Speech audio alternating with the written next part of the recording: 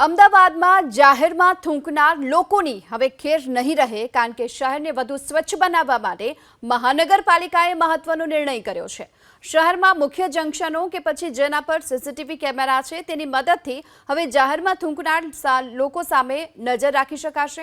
અને એટલું જ નહીં, તેમના ઘરે ઈ-મેમો મોકલવાની કામગીરી પણ થઈ રહી છે, એટલે કે તેમને 100 રૂપિયાનો દંડ ફટકારવામાં આવશે। પાલડી સ્થિત કમાન્ડ એન્ડ કંટ્રોલ સેન્ટરથી શહેર પરના મુખ્ય 4 રસ્તા પર રાહદારી કે પછી વાહન ચાલકો પોતાના વાહનોમાંથી જો પાન મસાલાની પિચકારી મારશે તો વાહનના નંબર પ્લેટના આધાર પર ઈ-મેમો તેમના ઘરે પહોંચી જશે। અમદાવાદ શહેરમાં સ્વચ્છતાનું ધારાધોરણ વધુ યોગ્ય બનાવવા માટે જો હવે તમે તમારા વાહનમાંથી જાહેર માર્ગ ઉપર થૂંકશો તો તમારે નાણાં ભરવા પડશે, કારણ કે અમદાવાદ મહાનગરપાલિકા અંતર્ગત આવતા તમામ સીસીટીવી કેમેરા છે, જેની મદદથી અમદાવાદ મહાનગરપાલિકા હવે જાહેરમાં થૂંકતા લોકો પર નજર રાખશે। એક ડેમો આપણે બતાવી રહ્યા છીએ। આ જે ડેમો છે તે 16 તારીખનો છે, જે અમદાવાદ મહાનગરપાલિકાના સીસીટીવી કેમેરામાં કેપ્ચર થયો છે।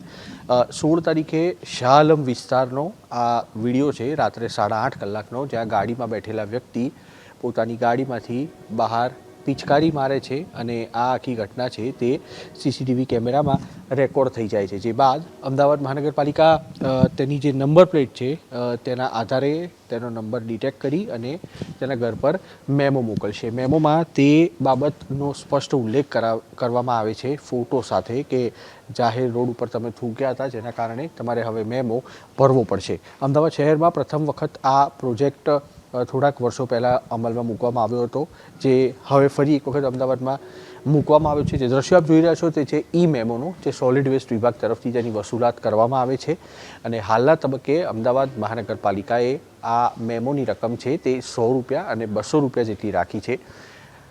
મહાનગરપાલિકાનો એ પ્રયાસ છે કે દિન પ્રતિદિન લોકોમાં જાગૃતિ આવે અને અમદાવાદ શહેરના સ્વચ્છતાનું ધારાધોરણ જળવાઈ રહે, તેના માટે થઈને જાહેરમાં થૂંકતા લોકો છે તેની પર કાબૂ કરવા માટે આ રીતના સીસીટીવી કેમેરાની મદદથી નજર રાખવામાં આવી રહી છે। કેમેરામેન કરણ સાથે કુશાંક સોની, એબીપી અસ્મિતા, અમદાવાદ।